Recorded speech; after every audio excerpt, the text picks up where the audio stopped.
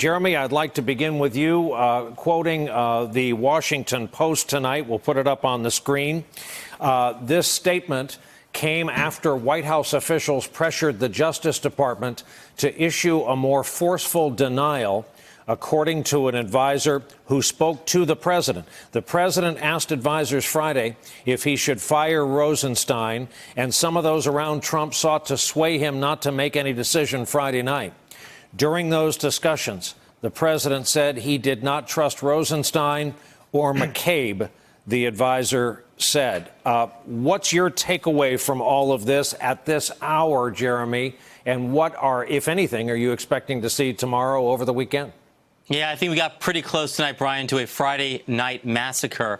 And people have been saying all night that the president now has the justification he needs to fire Rod Rosenstein. And I think it's important to say, no, he does not.